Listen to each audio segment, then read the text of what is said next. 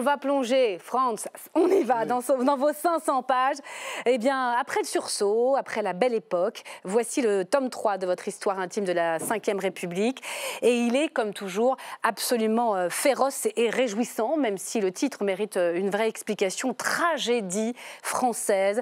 C'est l'histoire d'un pays qui ne s'aime plus, tout simplement, qui n'est plus fier de son histoire. La faute au club des démolisseurs. Regardez, c'est dans l'invitation de Stéphanie Despierres et on en parle tous les deux tranquillement et longuement juste après.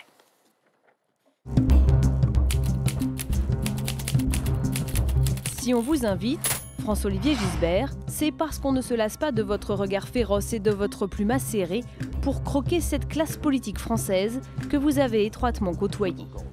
Vous êtes éditorialiste au Point, journaliste radio, télé et patron. Vous avez dirigé plusieurs titres et écrit des biographies. Voici donc Tragédie française, 3e et dernier volume de votre histoire intime de la Ve République, qui mêle souvenirs personnels et confidences des politiques.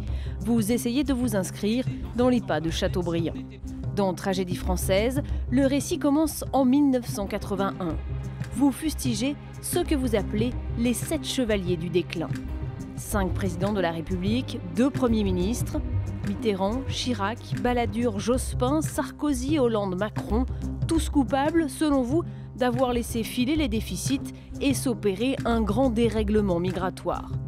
De François Mitterrand, vous écrivez « S'il n'a pas changé la vie, il a au moins réussi à plomber l'économie. » Chirac est, dites-vous, un roi fainéant, un président malheureux et rendu impotent dès le départ par les grèves de l'automne 1995. À coups de phrases drôles et méchantes, d'anecdotes consignées dans vos carnets, vous dénoncez 40 ans de crise de la volonté politique. De Lionel Jospin, vous dites « Il a abîmé le pays sans le faire exprès, en croyant bien faire. » Vous confiez vos regrets d'avoir participé à une campagne anti-Hollande. Vous osez rêver d'un tandem Sarkozy-Hollande qui aurait allié leurs qualités. Il n'y a qu'avec Emmanuel Macron que vous n'avez pas de lien privilégié, notamment car dès sa campagne en 2017, une de ses déclarations vous fait bondir. Il n'y a d'ailleurs pas une culture française. Il y a une culture en France. Elle est diverse, elle est multiple. Malgré votre proximité avec ces chefs d'État, aucun ne trouve grâce à vos yeux. Alors, François-Olivier Gisbert, des 7 chevaliers du déclin, qui a fait le plus de mal au pays? Ah ben, je peux pas répondre à cette question. Réponse. Mais non, je ne peux pas répondre. Non, mais quel est le principal responsable? Tout commence avec François Mitterrand pour vous. Mais Mitterrand, ça commence avec lui, effectivement. Mitterrand a beaucoup de qualités. Mitterrand, c'est un homme d'État. Vous l'avez admiré longtemps. Hein. Oui, mais toujours. Toujours, parce que l'homme privé était sensationnel, et puis il y avait toute une partie de Mitterrand, vous savez, sur la France, la façon de voir la France, la géopolitique, tout ça, il sentait bien. Le problème, c'est l'économie. Il a plombé complètement. Et c'est-à-dire que De Gaulle avait fait un travail formidable, 1958, il remet tout d'équerre, et puis regardez, dans les années 70, la France est un modèle à l'étranger. L'étude de l'Hudson Institute, là, tous ces Amerlocs qui arrivent ici en France pour regarder, c'est là que se dessine l'avenir du monde, c'est formidable le modèle français. Ça, c'est dans les années, c'est 1970.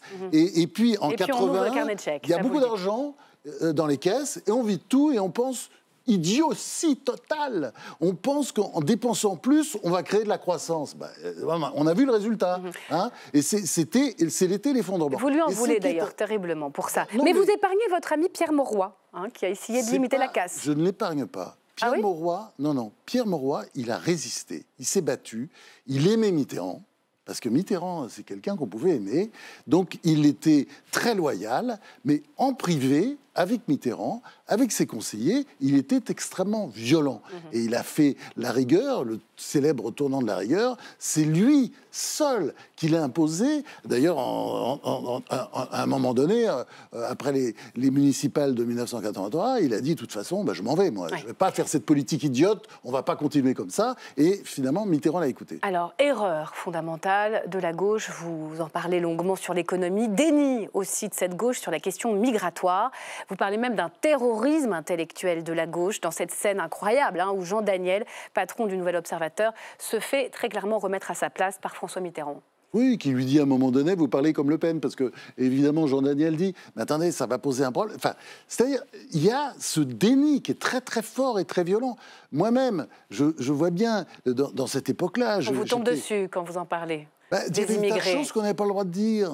Non, mais c'est vrai que ça commence, cette espèce de chape de plomb qui va tomber, mais sur l'économie aussi. Il fallait jamais critiquer. Je me souviens, qu'est-ce que j'ai pas entendu quand Jospin a fait cette...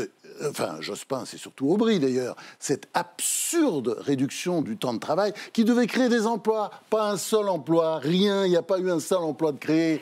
Et vous savez, les Français sont beaucoup moins cons que les politiques de l'époque qui ont fait ça. Ils sont beaucoup moins bêtes. Parce que les Français, vous faites tous les sondages, c'est toujours la même chose. Les Français disent...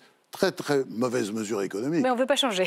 Surtout, on ne change pas, parce qu'évidemment, bah oui, on en profite tous, ça c'est vrai. Cette cécité de la gauche, vous en parlez aussi sur la question de la montée de l'islamisme, que vous situez dans les années 90 avec les années de plomb, d'ailleurs en Algérie. D'ailleurs, vous aussi, vous dites, j'ai pas compris. Ah oui, il y a beaucoup de choses que j'ai... J'ai pas voulu croire que la République ne permettrait pas d'absorber tout ça. Moi, j'ai toujours cru que tout ça se passerait assez bien. Après, c'est vrai que les flots migratoires, l'idée de ne pas contrôler les flots migratoires, parce que c'est un peu comme ça, avec tous les clandestins, etc., tout ça, ça commence dans les années 80-90, c'est dément. Ça, je le trouve. En même temps, je me dis, mais... la machine va absorber tout ça. Mais aussi parce que je suis très républicain et je suis partisan de la laïcité. Vous savez, moi, je suis fils de prof, ma mère prof de philo, mais c'était... À qui vous rendez un très bel hommage, d'ailleurs. Oui, mais ma mère était... Mais c'était dingue, c'est-à-dire la religion n'avait pas le droit de rentrer... Elle était catho, hein. Elle n'avait pas le droit de rentrer dans le lycée, elle pétait les plombs. La politique non plus, elle était militante politique rocardienne, enfin, elle militait beaucoup. Et la politique, pas de politique. Ça, c'est un autre temps. Et si vous voulez, ce temps-là, alors, on voyait bien, tout ça commençait à être sapé. Et moi, c'est vrai que je croyais aussi que ça pouvait peut-être marcher, mais en même temps, je voulais défendre cette République, elle commençait à chanceler. Et là, c'est vrai qu'avec le dernier président, on est rentré dans un truc qui ressemble un peu au communautarisme. Mais regardez ce qui se passe. On continue les présidents, il faut qu'on avance parce que j'aimerais qu'on aille jusqu'à Macron. Aujourd'hui, c'est très intéressant, parce qu'aujourd'hui, quand on voit ce qui se passe en Grande-Bretagne, on voit très bien que le modèle républicain, hein, qui est très attaqué, y compris par beaucoup de macronistes, le modèle républicain, c'est quand même 100 fois mieux que le modèle communautariste. On n'a pas des foules énormes qui scandent mort aux juifs comme ça dans les rues de Paris. Quand on se compare, on se console. C'est mieux, ouais, voilà. Jacques Chirac. Ça va pas bien du tout en France, mais quand on se compare, on se console. Jacques Chirac, dont vous adoriez la compagnie, vous l'avez écrit sur de nombreuses pages, sympathique, aussi sympathique que lâche, écrivez-vous. Il vous confie, après l'abandon de la réforme des régimes spéciaux en 1995, « La France n'a plus, je cite, qu'une ambition, rester plantée jusqu'à la nuit des temps à écouter l'herbe pousser ». Lui non plus n'a fait preuve d'aucun courage politique. Ah non, il était capable de courage politique. Non. Sur l'international ? Sur l'international, sur l'Irak, ça c'est lui. On a fait croire que c'était Villepin, mais c'est lui. Moi, j'ai des conversations, d'ailleurs, je cite ces phrases, mais il était d'une violence absolument incroyable. Et il voyait bien, parce qu'il sentait très bien. Lui, son grand problème, c'était l'islamisme.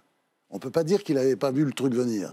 C'est pour ça qu'il défendait tous les régimes, d'ailleurs. C'est pour ça qu'il défendait Saddam Hussein, c'est pour ça qu'il défendait Ben Ali, même s'il n'a pas trop défendu sur la fin. C'est pour ça qu'il était très copain aussi avec Moubarak. Enfin, il préférait les dictatures. Pour lui, il préférait les dictatures ou le régime dur, parce qu'il disait, attention, le vrai danger, c'est l'islamisme. Et il disait, c'est guerre dire. Bon. Et puis sur plein d'autres sujets, regardez, sur l'histoire du Veldiv, il y a 50 discours de Chirac où on voit quand même, brusquement, il se réveille. Mais encore, l'économie est toujours l'économie, c'est ça ? Alors, l'économie, c'est compliqué, Chirac. C'est qu'à un moment donné, effectivement, il y a une forme d'abandon. On ne peut pas y arriver avec ces Français. Vous voyez, je l'entends parler, si vous voulez, quand j'entends Chirac et que je relis les phrases de De Gaulle, il y a un peu de ça. Oui. On ne peut rien faire avec ces gens-là. C'est les Français, c'est pas moi. Oui. Non, c'était... Oui, le côté, comment dire, vantard, vous voyez, un peu lâche, tout ce qu'on lit dans...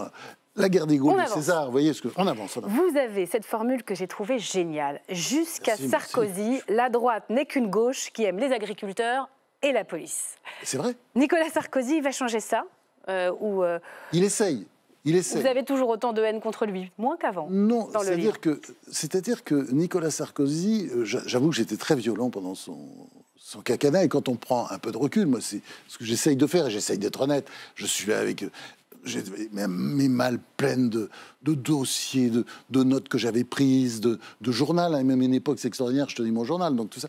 Et je vois très bien, j'avais trop de passion, et en fait, il a essayé. Bon, il a été bloqué dans plein d'endroits, mais enfin, il a quand même fait quelques choses, quelques petites choses, disons. Mais vous le reconnaissez, Oui. quand on se souvient la dent dure que vous avez Voilà, contre oui, lui, vous avez quelques pages pour dire au moins en temps de crise, il était Il là. a été très bon, il faut dire, sur la crise financière, François sur Hollande. Primes. Bon, il a beaucoup endetté la France à cette occasion, mais quand même, il a évité des catastrophes. Il nous reste François Hollande surtout, et il a Emmanuel mené, Macron. Non, puis il a mené la stratégie internationale. Enfin, on voit très bien, regardez sur l'Europe, parce qu'en fait, on a tout de suite été impacté par cette crise. Tout de suite, on ne sait pas d'ailleurs. C'est en travaillant sur Silic que je m'en suis rendu compte. L'histoire de tout de suite qui est arrivée avec la BNP, c'était un truc, c'était nous, quoi. Ouais, et il a réussi ça notamment avec Angela Merkel. François Hollande, pour qui vous aviez de l'estime au départ, vous déçoit profondément. Il y a cette scène qui est à peine croyable. Hein. Franchement, il faut la lire et la relire. On s'est dit, c'est pas possible. Il y avait plein de témoins. Vous Il y a lui plein de témoins. vous lui prédisez devant témoins la fin de son quinquennat. Ta présidence est foutue alors que tu crois qu'elle vient de commencer. Racontez-nous. Oui, enfin, c'est une scène, c'était à l'Élysée, une remise de prix, etc. Et je voyais comme j'étais dans le jury, j'étais là tout près, je voyais qu'il me regardait tout le temps, je me suis dit, merde, bon, je sais affronter les choses. Effectivement, dès que le truc est terminé, ils foncent sur moi et ils gueulent, Parce qu'il était très, très énervé contre vos unes, avec la montre à l'envers, est-il nul, dans le éditos que j'avais coin. fait qui étaient horribles, des photos qui n'étaient pas sympas, des titres qui étaient... Alors on se réveille, alors on continue avec les bêtises, enfin vous voyez ce genre de truc très violent, quoi. Et c'est le point qui avait commencé d'ailleurs, alors que après la presse a suivi parce qu'ils voyaient que ça marchait très bien. Mais moi j'étais assez énervé parce que je me disais, mais qu'est-ce qu'il fait? Vous voyez, il arrive au pouvoir et il fait rien. Or on sait très bien que si on veut changer un pays, il faut le faire dans les 100 premiers jours. Et donc il commence à me gueuler dessus et je réponds, mais oui, effectivement, je ce que vous avez dit, c'est-à-dire, oui, mais Et ça qu'est-ce vient qu'il à vous peine de répond commencer. finalement? La main sur l'épaule. Je vais vous dire, et c'est là qu'on C'est voit ça le plus dingue. qu'il est très intelligent. Non, mais il est très intelligent. Je me souviens Olivier Dassault, qui était tout près, qui était là, il y avait pas mal de chefs d'entreprise. Il m'a dit, mais ce type, il est quand même...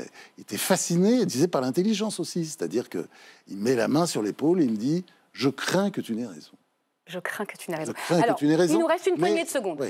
On va passer sur Emmanuel Macron. D'ailleurs, il vous intéresse qu'à moitié. Vous dites qu'il est narcissique, qu'il se suffit à lui-même. Vous l'avez pas vraiment cherché à le rencontrer. Je le connaissais, D'un mot, je le j'aimerais connaissais vous dans montrer, les- oui, je parce que connaissais tout un n'est peu. pas foutu. C'est ça qui est Oui, intéressant. oui, bien sûr, bien vous sûr. avez quand même un tout petit peu d'optimisme. Pour un La sursaut, je vais France- vous montrer 4. On en La a France, choisi elle peut 4. pas mourir, elle est tellement belle. Non, mais La beauté ne sérieusement, meurt jamais. la On beauté a ne meurt choisi, jamais. après réflexion avec mon équipe, 4 personnalités qui peuvent avoir un destin à venir, on verra, qui, sur ces 4-là, Édouard Philippe, Bernard Cazeneuve, Éric Zemmour, François Ruffin, a le bon diagnostic sur le pays, Bon. selon vous.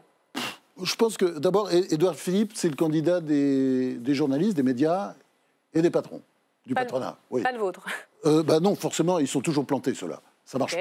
pas. Hein, en général, c'est, regardez, dans le passé, c'est Bérégovoy, Allez, Balladur, etc. les autres, vite Oubliez. Éric Zemmour, moi, je lui ai dit, il n'est pas fait pour faire de la politique. C'est un chroniqueur. Bon, il a voulu changer de métier. En plus, il ne faut jamais changer de métier trop tard. Il aurait dû commencer à 30 ans. Voyez. Ok, Bon, rhabillé oubliez. pour l'hiver. Cazeneuve, il est sur un bon créneau, c'est quelqu'un de tout à fait intelligent, de remarquable. Je dirais c'est une personnalité remarquable, mais ça prend pas. Et pourquoi ça prend pas? Parce que je pense qu'il fait pas les efforts. Il faut qu'il fasse, faut qu'il fasse un peu les tréteaux, Et Coco. le Donc petit ça fait jeune, pas. le petit dernier vous intéresse ou pas? Alors lui, il est intéressant, mais il faut faire. Il a affaire à très forte partie parce que Mélenchon, encore la presse. Va le dévorer. est mort, mais non. Mais Mélenchon, il est pas mort. Mélenchon n'est pas mort du tout. Mélenchon, il a une stratégie 15%, je veux le vote musulman, etc. J'agglomère des trucs autour, et à partir de 15%, je suis très fort. Donc la succession de Mélenchon, ça peut être qu'une histoire de santé à un moment donné, mais je veux dire, je pense qu'il est encore là, puis qu'il souhaite se présenter à la prochaine présidentielle. Mais bon, il peut attendre. C'est dit. Hein? Tragédie française, au singulier. Personne n'a vraiment grâce aux yeux de Franck, mais pas complètement parce que c'est vous pas êtes vrai. tendre. C'est vrai, Regardez j'allais dire. Rocard, C'est vrai. Mauroy, C'est vrai, c'est vrai. et même certains n'êtes moments jamais méchant. Chirac. Regardez Chirac en 86 et 88. C'est vrai. Et il a été battu. Allez, il faut en s'arrêter, sinon 88. vous n'aurez plus le temps de Non, il y en a réagir à nos plein chroniqueurs. d'autres, Il y en a plein d'autres. Il y en a plein d'autres. Allez, c'est à lire chez À droite Gallimard. comme à gauche. Ça à cartonne droite déjà, comme à même gauche. sans promo. René Monory, regardez. Oh c'est mon un Dieu, grand René bonhomme. Monory. Raymond Non mais attendez, fait oui, rêver. mais je remonte. Ça fait rêver, je vais vous dire. Allez, non, il faut s'arrêter là. Sacré bonhomme, hein, garagiste, d'accord, mais il savait compter. Allez, on s'arrête là.